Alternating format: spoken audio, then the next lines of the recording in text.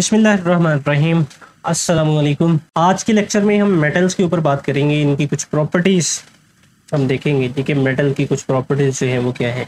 अगर हम metallic bond के ऊपर बात करें, जो कि इससे पहले लेक्चर के अंदर इसी चैप्टर में हम बात कर चुके हैं कि मेटेलिक बॉन्ड एक ऐसा बॉन्ड है जो कि मेटल एटम, और मेटल एटम कौन से होते हैं जी, जिनको हम पॉजिटिव आयंस कहते हैं, between positive ions due to free electron या मोबाइल इलेक्ट्रॉन का हमने जो है वो जिक्र किया था।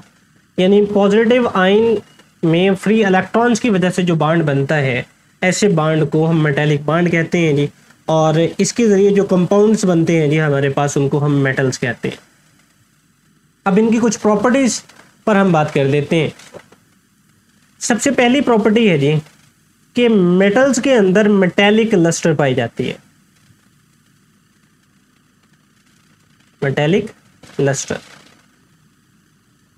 यानी मेटल्स की जो है वो अपनी एक चमक होती है जी, यानी इनकी सरफेस जो है वो चमकदार होती है।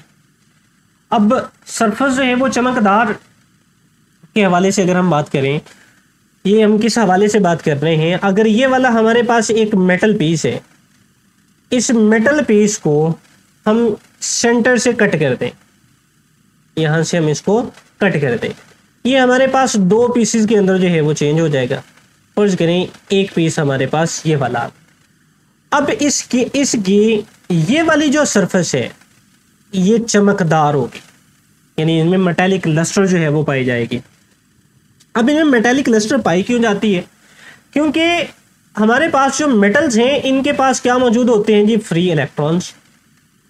फ्री इलेक्ट्रॉन्स जब रोशनी इन पर पड़ती है सूरज की या कहीं से भी ये हीट को जज़ब करते हैं, तो ये वाले जो फ्री इलेक्ट्रॉन्स हैं ये लोअर एनर्जी लेवल से चले जाते हैं हायर एनर्जी लेवल, और जब वो वापस लोअर एनर्जी लेवल पर आते हैं तो ये क्या करते हैं जी, ये एनर्जी को एमिट करते हैं।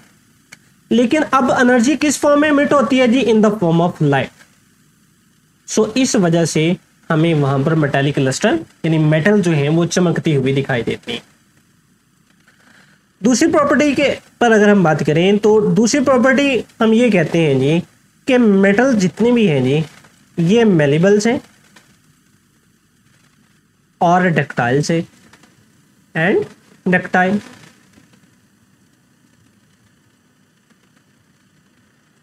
मेलेबिलिटी से क्या मुराद है जी?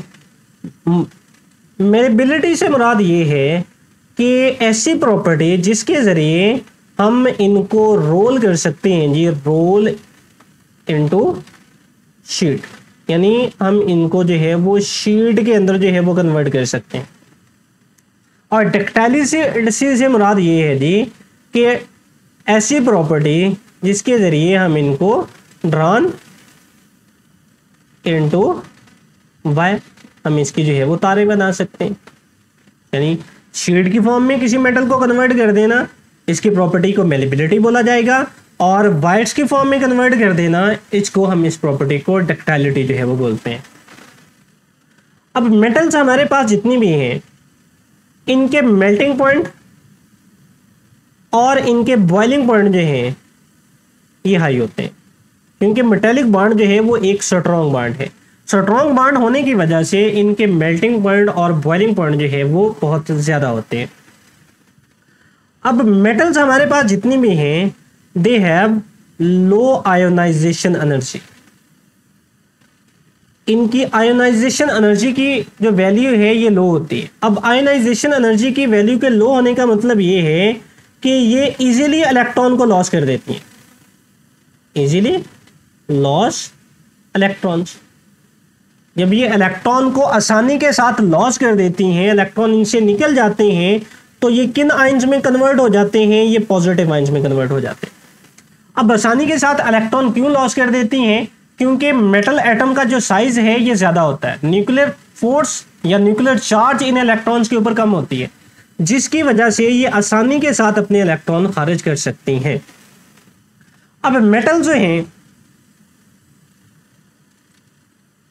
ये कंडक्टर होती हैं जी, गुड कंडक्टर है। चलिए यहाँ पर हम साथ में वर्ड जो है वो गुड भी लिख देते हैं जी। Metals are good conductor. अब गुड कंडक्टर क्यों है जी? हीट की भी ये अच्छी कंडक्टर हैं और इलेक्ट्रिसिटी की भी अच्छी कंडक्टर हैं। क्यों? क्योंकि इनके पास फ्री इलेक्ट्रॉन्स मौजूद हैं।